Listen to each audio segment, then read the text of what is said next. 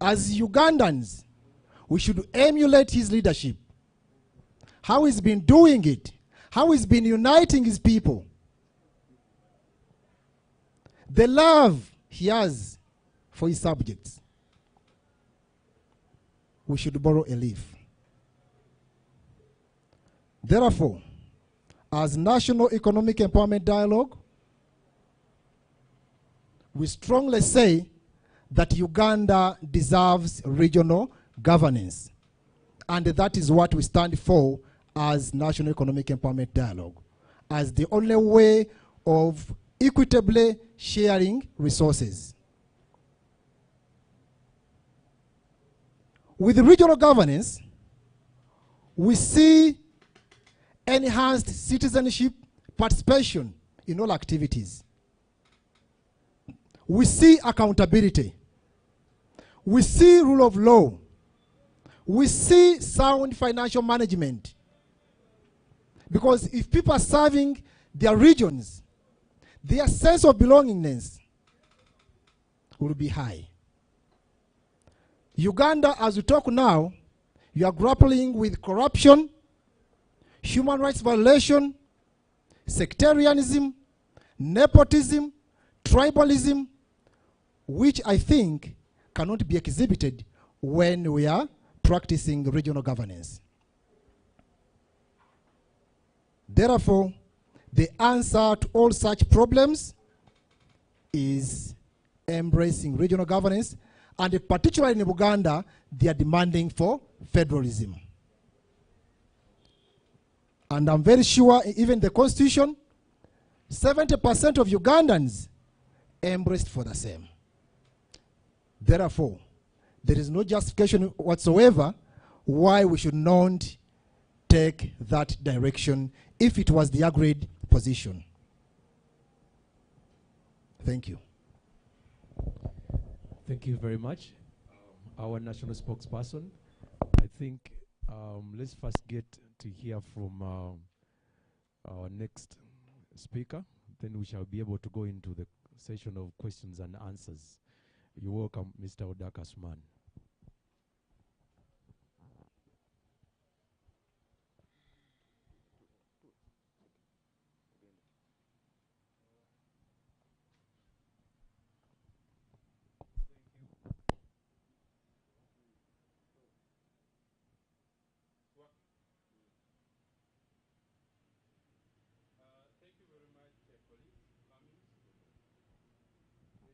Hello.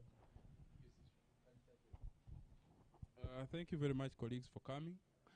Today's press conference, like my colleague has mentioned, has been dedicated to one of the ideals we espouse as a party, and that is regional governance. It is so has coincided with the day that His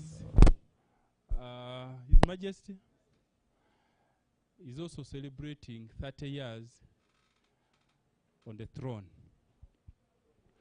And it is sensible, therefore, to try to relate to what we espouse as a party, as an ideal of the political party called NEED, to what has been achieved. Because we want to explain to our Ugandans, we want to explain to our people what this thing called regional government is. And therefore, maybe if we explain it with the examples, with the achievement that the Kabaka of Uganda has achieved, probably our ordinary citizens would understand. I first of all, on the behalf of National Economic Empowerment Dialogue, want to congratulate the Kabaka of Uganda,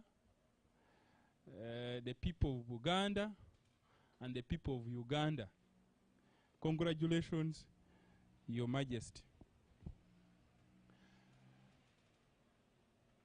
A few weeks ago, I think our president was here, and one of the things he told you is that looking at how this government operates, the only thing that an ordinary citizen, probably the nearest, the touch, the only thing the nearest citizen rubs shoulder with the government is when he's being taxed. Is when he's being taxed. And probably when he's voting, when he's casting the vote, which is eventually stolen. But the rest, you are citizens, government is government, and they operate in parallel direction. That was the thinking for which NEED came up and said, you people, come on, look here. If we want, there are certain things that we are grappling with as a country. Those things the spokesperson mentioned. So if we want to solve them, there is a system of governance that can solve these. In our constitution, if you look at Article 5(2) specifically, 178, you look at the first schedule of our constitution, and then more comprehensively, the fifth schedule. It stipulates, in principle, what regional governance is in this country. When the Odoki Commission was midwifing that constitution that has now been tampered with more time than anything in this country, I think as many time as Museveni's age, one of the things Ugandans recommended was something nearest to federal or regional government, what we call regional government. Now, when they talked about regional government, those who didn't want regional government, those who don't want to share power, because regional government means also sharing power.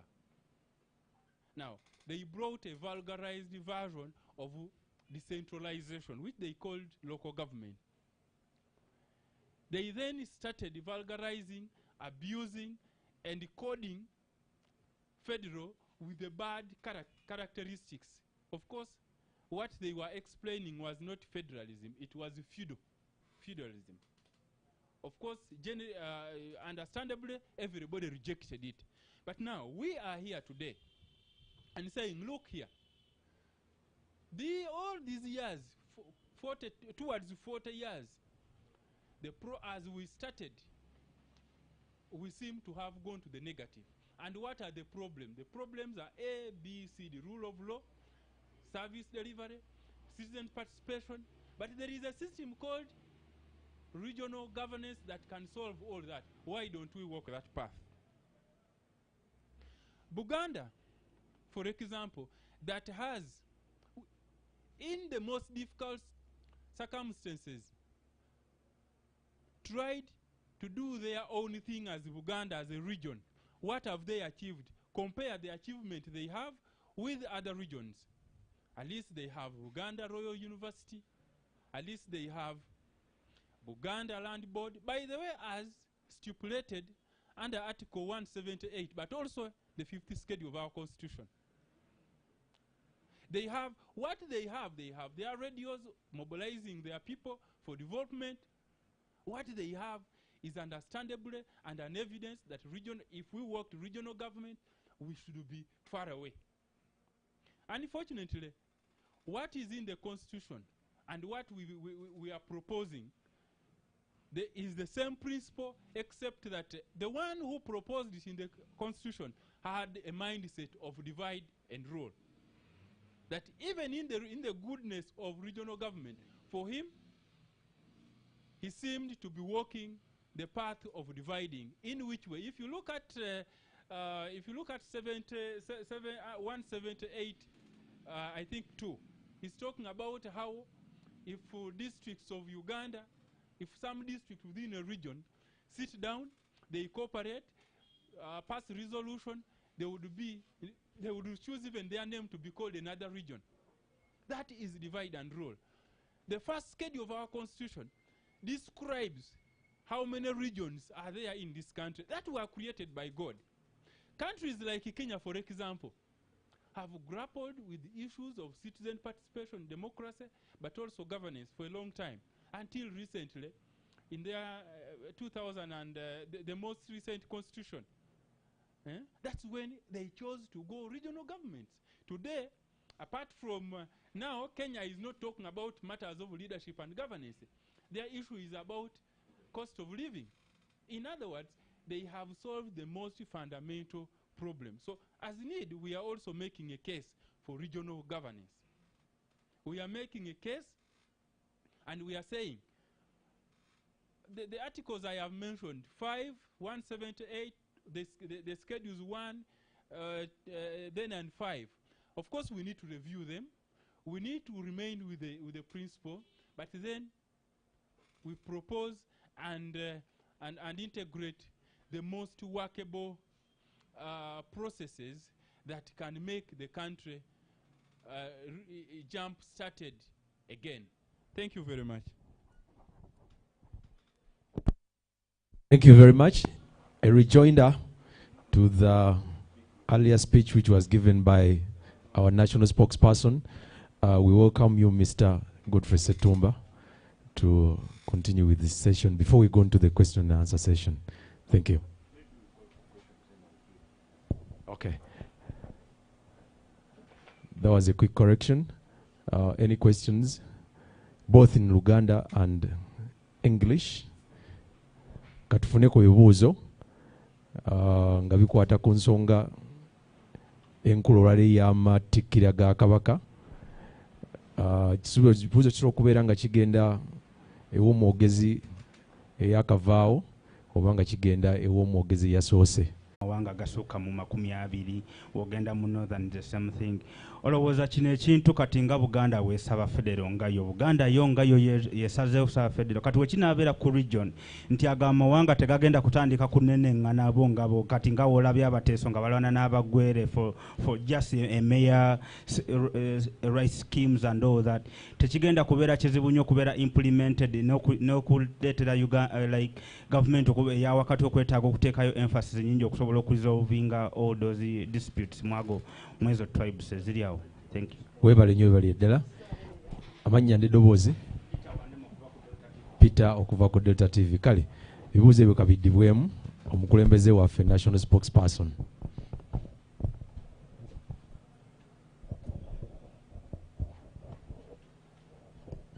Neyanza omukulu Abe oliose ne weetereeza nze sinze Moses Matovu Ssebu yenze Matovu Salongo Matovu Moses. Ekibuuzo ky'obuuziza nti mawanga ki enkola eno mwekoze ekyokubiri gavumenti eno teesimbire ensonga eno ekkuuli bye tuteekateeka tetuteekerateekera gavumenti eno tuteekerateekera gavumenti ya need ekyo njagala kisooke kitegerekeke.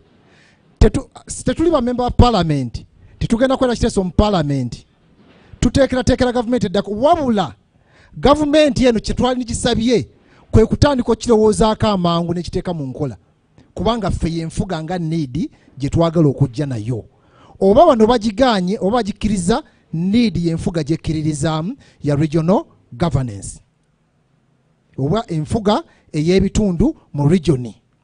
Tumanyi bulungi region ezaakola Uganda mu 62 ezo ze region ze twogerako.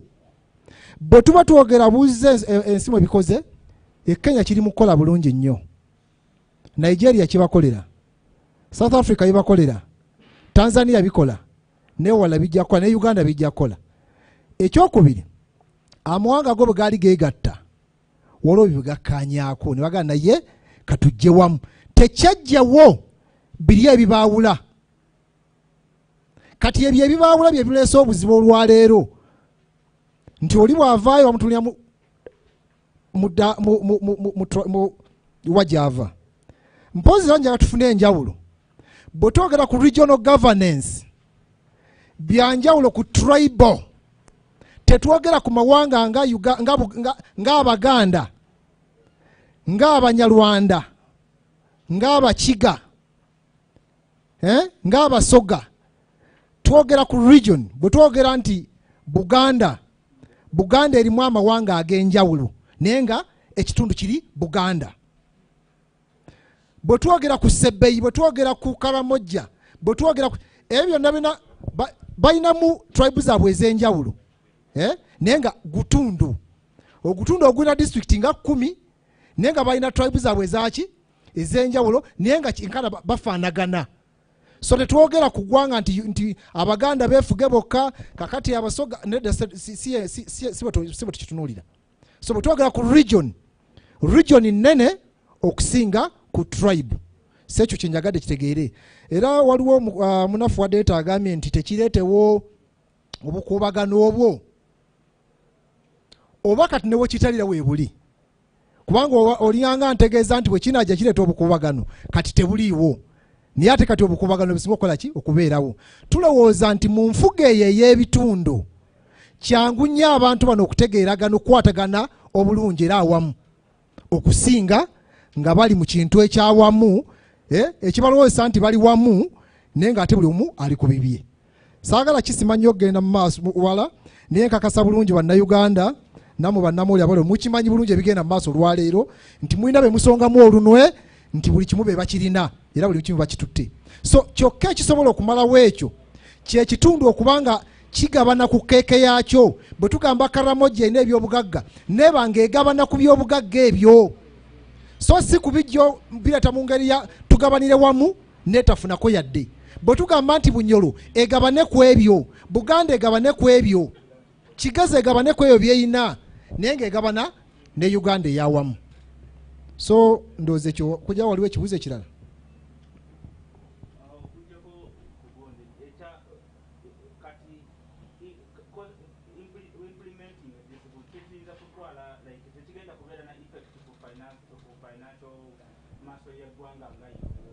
Actually kino kiyamba nnyo kimalawo enguzi kireeta accountability nga bwe nabyogeddeko.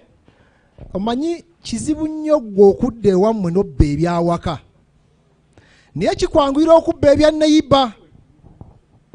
Kati bwe tuba n'obukulembeze mu bitundu ebyenjawulo obwo abantu bagenda kufaayo okukolerera ebitundu ebyo nga n'obubbi tebukola ki? Tebuliiwo. Omuntu alina waaswalira naye omuntu agenda n'abeerawo ne Kampala yava kale yava ggulu kuba bwe nayogera awala mujaga yava ggulu n'alyoka yepakira byonna nga tafa nayo ate nno bwagira bw'atwalako eggulu bagamba omwana waffe atuleetedde. Ne beerabira nti singa babadde n'ebyabwe ne babikozesa bulungi ate bandifunyemu okusinga omulu abeere Kampala ng'alowooza katwalire abeewaabwe kubanga aba aswala. So tulowooza nti kijja kuyamba okugonjoola ebizibu by'ebyenfuna nti buli kitundu kifuna ebyakyo ne kibipulaningira okusiza ku bizibu biri mu kitundu ekyo ne babyekolerako. Naye olwetukunganya resources ezaawamu ne zitaddayo yesowa tulina amalwaliro agataliimu ddagala, amakubo mafu, amasomero mafu, ebintu bingi biki bifu naye nga ssente tukitwala mu ziri mu central government ate eri tezibagasa. Mwebale nnyo. Thank you very much. In addition to that, our conviction as National Economic Empowerment Dialogue is the equitable sharing of natural resources from the unique regions across the country which did constitute Uganda as a nation in 1962. Those regions have their own unique tribes. It is a geographical demarcation. It is a local, it's an area, has nothing to do with tribes. Having said that, may I introduce to you Mr. Godfrey Setumba to have a rejoinder as regarding both today's 30th anniversary of Kabaka Ronald Mwenda Mutebi, and in addition perhaps throw more light about what we believe in, which is regional governance, equitable sharing of natural resources. Thank you. You're welcome. Tweyanziza amanya Setumba Godfrey Tamale, Deputy National Organizing Secretary NEED. Njagala okwongereza kuba nange bebogeddeko n'ensabo bategeeza nti bwe tuba twogera ku regional governance fe aba NEED tetwogerako njogere. Ekyatuleeta mu byobufuzi n'ensonga enkulu kwe twatandikira yali national conference. National conference eyo twagiyina ku Serena, twayita regions zonna eza Uganda ezatuula okufoominga Uganda e Lancaster conference, ne tutuula nazo ku Serena ne twogera ku nsonga ez'enjawulo era twagenda okuvaawo nga buli muntu ategedde nti unitary government tekyayamba bannayuganda. The kind of governance that we have is unitary, where all the powers are vested in one person. That is why you see market vendors run to the president, border borders run to the president, house women run to the president. Everybody who has a problem runs to the president. The president is actually, he gets disorganized in such petty issues that would have been solved from the local level. So fe aba need kino tetwogera kyogere kye tukkiririzaamu, era omuntu yenna ali eyo bw'anakkiriza n'atuwa obukulembeze fe tukkiririza mu kugabana obuyinza. Regional governance y'engeri yokka yokka abantu bannansi we bagabanira obuyinza. Unlike mu unitary government obuyinza bubeerera muntu omu ne yeefunza ebyobugagga by'eggwanga, ne yeefunza emirimu, ne yeefunza buli kimu nga y'amanya ani gwawa. Njagala tukube ekifaananyi. Singa regions nga bwe tuziine 17 tulikola rotation buli region efune president, era buli region esobole okubba nga abaliwo bwe babbye. Kwaka kiri we tuli kati kitegeeza nti omuntu bw'atuula mu buyinza ajja kubba abbire n'ab'eggwanga lye oba ab'ekitundu waava. So regional governance y'engeri yokka esobola okuyamba n'ebyo ebitundu ebitaafune mangu mukisa kufuna president kuva mu kitundu kyabwe okugabana ku keeke y'eggwanga mu kyenkanyi. We twogerera emu ku regions ze tuyina ng'ezisinga obwavu ye Kalamojja. Singa tuli mu regional governance, singa Kalamojja yesinga obugagga kubanga eyina uranium, eyina marble, eyina gold ne oil bamwogerako nti gyali. Naye olw'okuba nti tuli mu unitary, buli kantu bakakukumbayo ne bakaleeta, omuntu omu n'akeetuulako y'amanya ani gwawa, y'amanya ani gwatawa.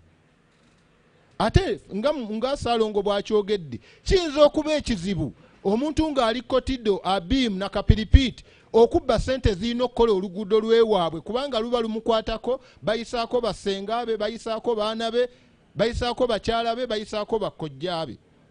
Naye njagala okuba akafaananyi nga bakutta omuntu bamujje Kasese bamututta Abiim, bamutaddeawo mu maaso budget eya district biliyoni nga 10 za kuzimba ddwaliro, nga bwe yeetooloola bw'ati abantu abeetoolodde n'olulimi lwe boogera taluwulira okugyako okubeerayo bakulembera. Ki ekimugaana okubba sente ezo ng'abantu abo tabayinaako kakwate? So bannayuganda tubasaba mukkirize mukitegeere nti unitary government tekyalina kyetutwala.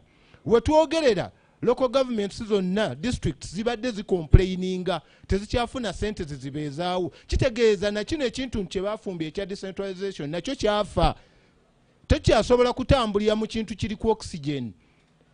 Engeri yokka gye tuyinza okuzza Uganda engulu nga tusimye omusingi omupya ogwa regional governance, ate nga yenzikiriziganya bannayuganda gye bakkaanyaako nga bali mu Lancaster Conference ne ssemateeka waali.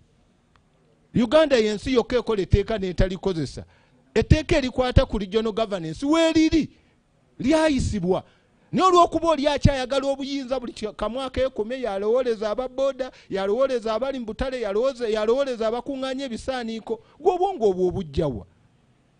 Tugabanye obuyinza, buli muntu akwate ku nsonga, eggwanga lino lisobole okukula, n'abanoonya emirimu mujja gifuna. Abantu bajja kufa ku bantu baabwe babeere nti olw'okuba oli mu kitundu mwova abantu ojja kuba nti obalumirirwa. Munnange ono ayogedde owa Delta ayogedde ku bitundu ng'ebiina amawanga tribes ez'enjawulo mu kitundu kyekimu. Regional governance etunuulira location, etunuulira kitundu. Abantu ab'omu kitundu ekyo balina ebibagatta. Kakibeere wano mu Buganda, bwe tuba twogera wano mu Buganda, wano mu Buganda kumpi buli ggwanga weeriri. Ne bonna bantu baki ba mu Buganda. Ne bw'onoogenda e Busoga, Busoga abantu bonna mwebali. Neera abantu abali eyo b'e Busoga kubanga services balina zifunira awo. Ate njewe kitegeere nti n'okulwanagana okwo kwe mwogerako kuli created. Bino tebyalingawo. Naye olw'okuba nti wajjawo amaloboozi agagamba nti nedda tugende mu nfuga ey'ebitundu, kati omuntu n'atandika okusponsalinga okulwanalwana okutategeerekeka. Okulwanalwana okwo ng'ate ye abala gye kiggweera, abalamu bwe mwerwanyalwanya wano ng'abatonderawo district palisa, bwe mwerwanyalwanya wano ng'atondawo kibuku naye nga ye mumaliriza nga kawo tava wammwe mumaliriza nga district health officer siwe wammwe mumaliriza nga district environment officer siwe wammwe nga mu kitundu ekyo mwabeerwanya mbu babaterewo district nga temuyinako mukozi yenna ali tekiniko gwe muyinako okujjako bakansala be mulonda be basasula emitwalo 4 buli mwezi nga guweddeko. So saagala mutunuulye buntu butonotono obutonotono obwo obw'okwerwanyalwanya waliwo abuteekawo nga kino ekinene kye twogerako ekya regional governance. So ekirala kyenja okuggumiza oyogedde ku singa tugenda mu regional governance tekirina impact ku byanfuna kati kuno kusalawo kwaffe tusigale mu unitary nga sente zonna zibbibwa muntu omu oba tweweeyo tuspendinge tugende mu kinaataasa sente z'eggwanga ebbanga lyonna kwolwedde kanne we tuli zibbibwa ate ekisinga okuluma zibbibwa famire naye wano mu regional governance tujja kubanga twegabanyiza buli muntu afune omugabo gwe kyenkanyi. Regional governance y'engeri yokka abantu gye bafuna obuyinza bwabwe ne babukozesa kubanga baba babukozeseza mu kitundu kyabwe ng'ate ensonga zaabwe ziwulirwa. Okugeza bwe twali mu national conference twakizuula nti ebizibu bya bannayuganda bye bimu era twagenda okumaliriza nga ne tomenta y'omu nannyini kuleeta bizibu ebyo y'omu. Kati bwe kibanga bwe kityo bannayuganda mwenna abatuulize abatwala nammwe bannamawulire mukkirize mutwegatteko nga ffe aba need tuleete obukulembeze obulungi obugenda okuddamu obugenda okujja ebizibu byonna ebituluma nga yenfuga eya regional governance. Njagala nze nga Ssettumba Godfrey Tamale okutuusa okuyozaayoza kwange eri Ssaabasajja Kabuka Mwenda Mutebi Magulu Nnyondo Cuucu Lukoma Nantawetwa okutuuka ku myaka gina 3 egy'obukulembeze bwe obulungi Ssebo Ssaabasajja Mukama waffe yoga kino nkikoze nga mpaayo obujulizi ti nze omu ku baana enkuyanja abangi abaweererwa gavumenti ya Ssaabasajja Kabaka sisobola kulyaza amaanya butatuusa ddoboozi eryo. Singa teyali Kabaka kumpeerera nammwe temwandindabye osanga naalibadde waffe Butambala either nga nnima mayirungi obanga nnima ntangawuuzi. Ssaabasajja yoga tebuka abalabe bo wenda Mwenda Mutebi. Hello.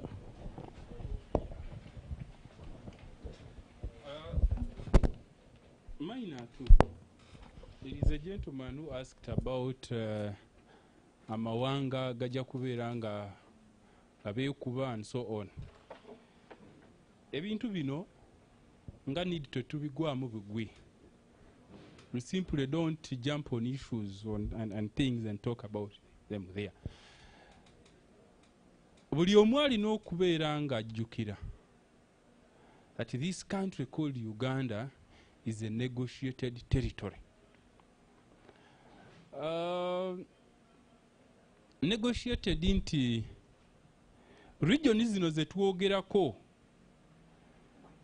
zatuula, that was pre-1957. Part of the discussion yali mu Lancaster 1957 yali to talk about the territories of Uganda.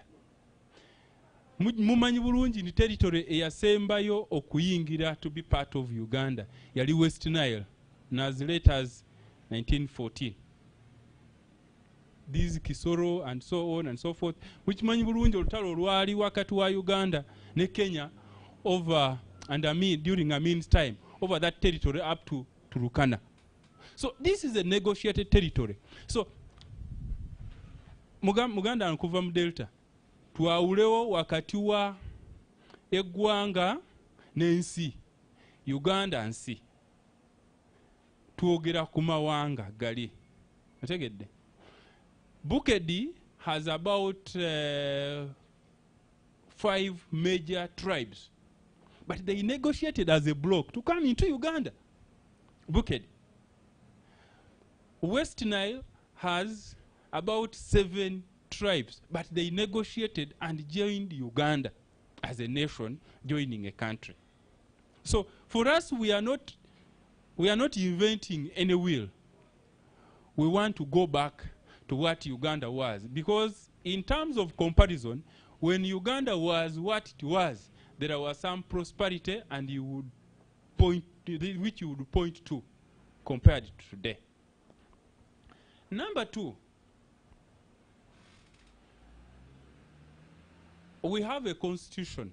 And by the way, if we had any trust in this government, or if we were people who still thought that, like you're saying, government, we're asking government, we would have gone to court. Because what we are talking about here is not simply, not only a policy stand of need, it is also what is in our constitution, including the issues of finance. If you look at Article 189 of our constitution, it will tell you about the finance. But, and the sixth schedule of our constitution, it tells you about the finance within the regional governments. Now, this government midwives a constitution, but refuses to implement it. So, part of what we are grappling with today is in the implementation of failure or incompetence of government to implement the constitution that they themselves made. Because the issue of regional government is their own. It is very comprehensively. By the way, this constitution even tells us, gives power, that whenever Ugandans will have the right to choose which type of system they want. Now, we have a system of regional government, we have a system of central government. So it is just failure of government and the competence of government. Yes.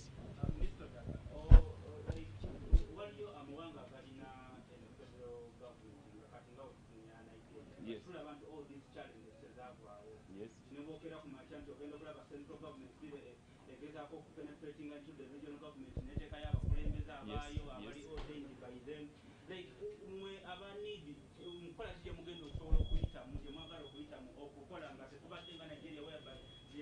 Federal government or regional government, but still they are still undergoing into hardships in the finances and and dividing Well, it is first of all not true that the Nigerians have issues of in terms of management of their finance. By the way, it is one of the systems which is very well entrenched. What they have is corruption, and they distinguish corruption from the management of finance under region or other regional governments or federal system. Distinguish the two. Okay. I would also tell you that regional governments, whether you want to call them federal and so on, have so many. They have, what I've read about, they have 22 models. Now, if you talk about Nigeria, how come you're not talking about South Africa? How come you're not talking about United Arab Emirates? Do you know the United Arab Emirates is a conglomeration of about 5 states? Tanzania here, talk about what Kenya is. Now, Kenya, they are now talking about issues of, in Malaysia, talk about, you look at Tanzania. Actually, part of what Tanzania, the process they went through to become a nation was government, that kind of system. So, we may avoid the Nigerian classical model, but there are other models that could, that whatever fits into the Ugandan situation. Thank you very much. Our press conference for today's coronation anniversary has ended with that long brief. You're welcome. Come again.